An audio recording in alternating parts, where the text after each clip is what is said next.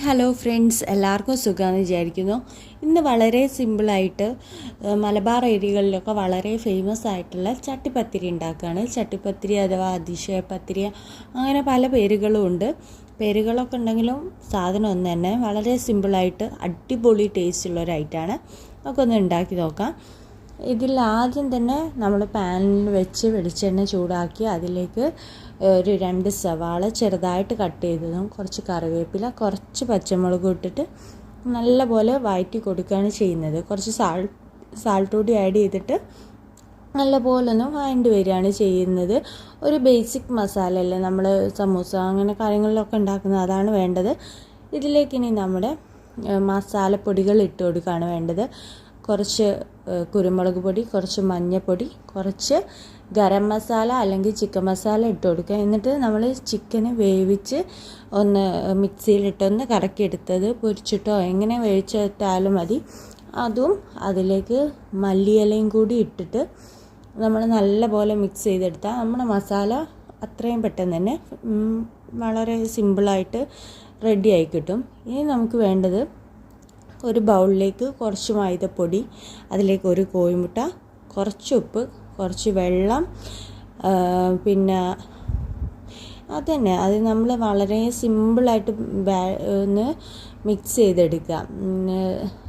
തിന്നായിട്ട് നമുക്ക് ചെറിയ ചെറിയ കട്ടില്ലാത്ത ദോശകളാണ് വേണ്ടത്. ചെറുതല്ല, വലിപ്പം വേണം, പക്ഷേങ്കിൽ കട്ടില്ലാത്ത ദോശകളാണ് വേണ്ടത്. നമ്മൾ എത്ര ദോശ ഉണ്ടാക്കുന്നോ അത്രയും ലെയറായിട്ട് നമുക്ക് കിട്ടും.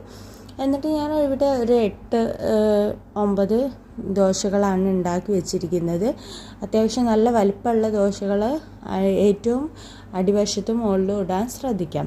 പിന്നെ നമ്മൾ അത്യാവശ്യം നല്ല വലിപ്പമുള്ള 4 കോഴിമുട്ട എടുത്തിട്ടുണ്ട്. അതിലേക്ക് കുറച്ച് ഉപ്പ്, കുരുമുളക് പൊടി, അതേപോലെ കുറച്ച് പാലൊരു പേരിന് മതി കേട്ടോ, ഒരു 2 ടേബിൾ സ്പൂണൊക്കെ. എന്നിട്ട് നല്ലപോലെ ഇതും ഒന്ന് ബീറ്റ് ചെയ്തെടുക്കുകയാണ് ചെയ്യുന്നത് നമ്മൾ.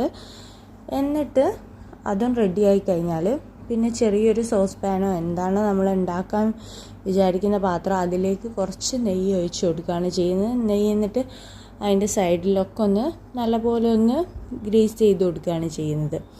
എന്നിട്ട് ഓരോ ദോശയും എടുത്തിട്ട് ഈ കോഴിമുട്ടയുടെ മിക്സിൽ നല്ലപോലെ മിക്സ് ചെയ്തിട്ട് നമ്മുടെ പാത്രത്തിലേക്ക് ഇങ്ങനെ ചെയ്ത് കൊടുക്കുകയാണ്, ഇട്ട് കൊടുക്കുക, നല്ലപോലെ വിരിച്ച് കൊടുക്കുകയാണ് ചെയ്യുന്നത്. എന്നിട്ട് അതിൻ്റെ മുകളിൽ മസാല ഇട്ട് കൊടുക്കുക. എന്നിട്ട് ഈ പ്രോസസ്സ് നമ്മൾ ഈ ദോശയും മസാലയും തീരുന്നവരെ നമ്മളിങ്ങനെ ചെയ്തുകൊണ്ടേയിരിക്കുക. ഓരോ ലെയറായിട്ട് ഇങ്ങനെ ചെയ്തുകൊണ്ടേയിരിക്കുകയാണ് ചെയ്യേണ്ടത്.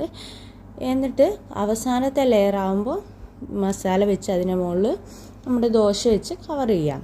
എന്നിട്ട് ഇതേപോലെ നമുക്ക് ബാക്കി വരുന്ന കോഴിമുട്ടയുടെ മിക്സ് ഉണ്ടാവുമല്ലോ, അത് മൊത്തമായിട്ട് ഒഴിച്ചു കൊടുക്കുക. ഇനി നിങ്ങൾക്ക് കോഴിമുട്ടയുടെ മിക്സ് ബാക്കി വന്നിട്ടില്ലെങ്കിൽ ഒരു കോഴിമുട്ട ഒന്ന് പൊട്ടിച്ചൊഴിച്ചാൽ മതി.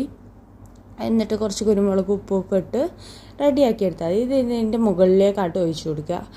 അത് ഉള്ളിലേക്കൊക്കെ പോയി ഫുള്ള് ഒന്ന് സെറ്റായി വരും. സൈഡിൽ കൂടിയൊക്കെ ഒന്ന് ഇറങ്ങി ഫുൾ സെറ്റായിട്ട് വരും. എന്നിട്ട് നമ്മൾ ഇത് നല്ലപോലെ ഒന്ന് അടച്ച് ഒരു 20-25 മിനിറ്റൊക്കെ നമുക്ക് വേവിച്ചെടുക്കണം. ഒരു പാനോ എന്തെങ്കിലും വെച്ചിട്ടോ അതിൻ്റെ മുകളിൽ വെച്ച് വേവിക്കുന്നതായിരിക്കും നല്ലത്. അത്ര ചൂട് മതി. അതുകൊണ്ടാണ് ഒരു 10-25 മിനിറ്റ് ആയപ്പോഴേക്കും നമ്മുടെ ചട്ടിപ്പത്തിരി ഇവിടെ അടിപൊളിയായിട്ട് കിട്ടിയിട്ടുണ്ട്. ഇത് വേറൊരു പാനിലേക്ക് മറിച്ചിട്ട് അപ്പുറത്തെ ഭാഗം കൂടി ഒന്നൊന്ന് സെറ്റാക്കി എടുക്കുകയാണ് ചെയ്യുന്നത്. വളരെ സിമ്പിളാണ്, ഒന്ന് ട്രൈ ചെയ്ത് നോക്കുക. ഓക്കെ.